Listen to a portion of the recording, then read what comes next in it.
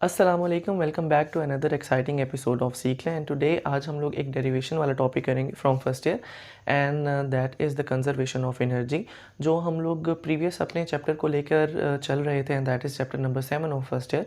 तो आज ये उसका आखिरी लॉन्ग क्वेश्चन है, एंड आई होप कि आप इसको अच्छे तरीके से करेंगे ताकि आपका ये पूरा चैप्टर जो है वो कंप्लीट हो जाए।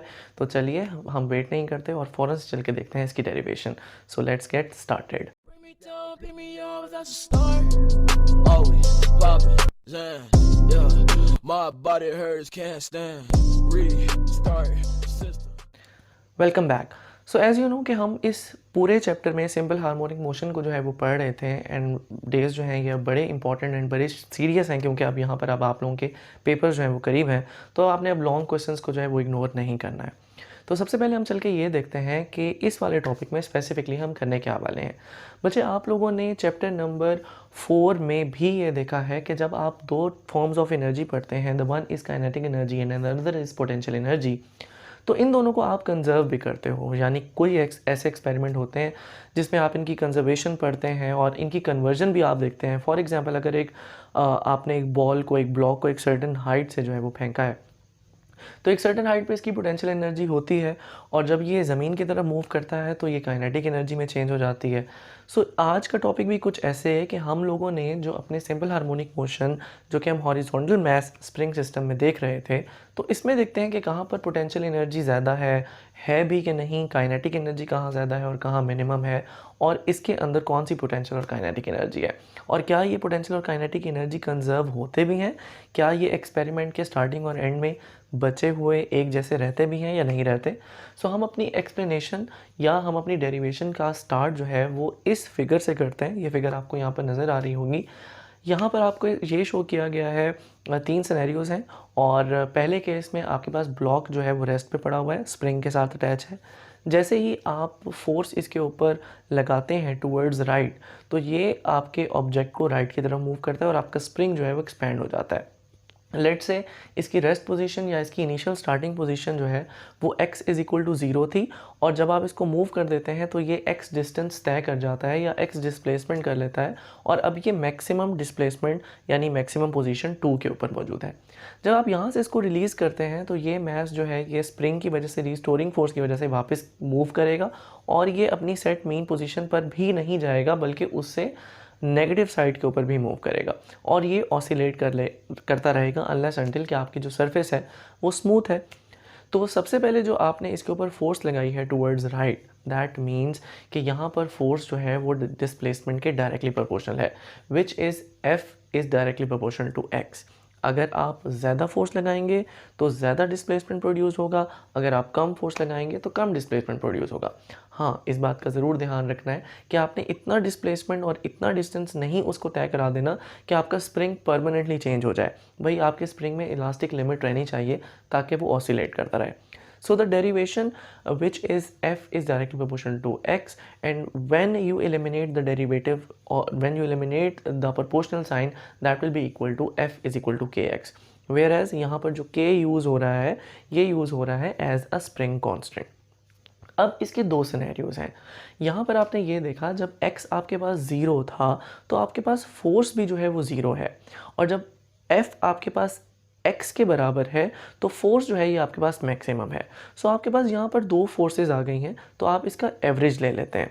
जब आप इसका एवरेज ले लेते हैं तो ये कुछ इस चीज़ के बराबर हो जाती है, और यहाँ से आपके पास आप ये बता सकते हैं कि ये जो एनर्जी स्टोर्ड हो रही है ये in the form of potential energy हो रही है। अगर आप यहाँ पर x को 0 पुट करते हैं which is at mean position, तो आपकी पोटेंशियल एनर्जी 0 हो जाती है।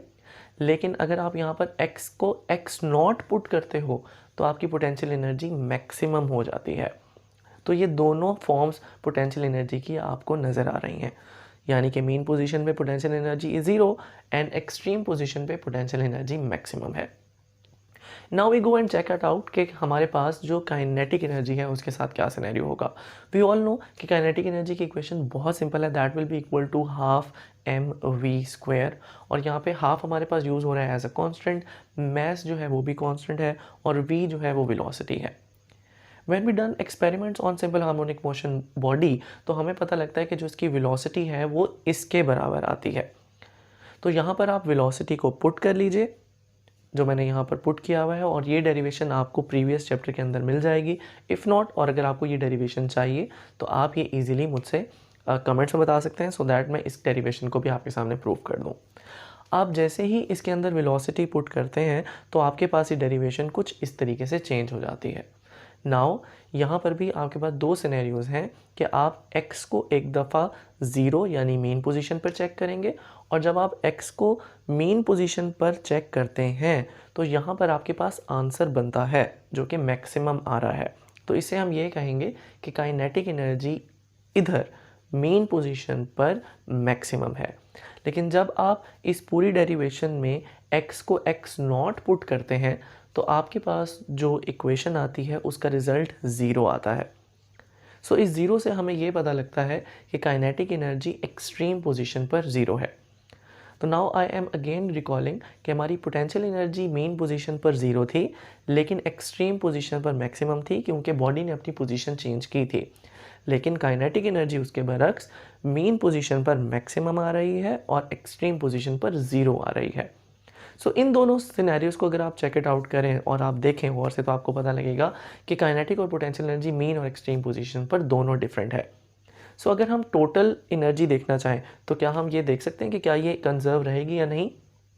सो इस डेरिवेशन में जो अब आपको नज़र आ रहा है, मैं काइनेटिक एनर्जी की वैल्यू और पोटेंशियल एनर्जी की वैल्यू को सम कर रहा हूँ।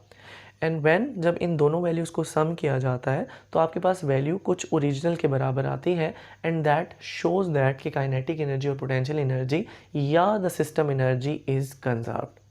सो टोटल एनर्जी यहाँ पर आपके पास हमेशा सेम आती है, and that's all about the energy system. So in which kinetic and potential energies both are conserved, दोनों की वैल्यू सेम आ रही है, लेकिन मेन और एक्सट्रीम पोजीशन पे दोनों की वैल्यू अलग अलग आती है। अगर आप इसको कुछ एनिमेशन से देखना चाहें तो आप वहाँ से भी देख सकते हैं। बहरहाल इस टॉपिक में आपने सिर्फ डेरिवेशन करके दिखानी होती है, इसमें ज़्यादा सेंटेंस आपने नहीं इंक्लूड करने होते हैं। एंड चूँकि हम पेपर के करीब आ रहे हैं सो हम चाहते हैं कि हम अपनी डेरिवेशंस को और ज़्यादा स्ट्रॉन्ग कर लें। सो इसके साथ हमारा आज का लेक्चर जो है वो ख़त्म होता है। For more videos and for more fun lectures please like and subscribe my channel, और इसी तरीके से बने रहिए। Thank you so much. अल्लाह हाफिज़।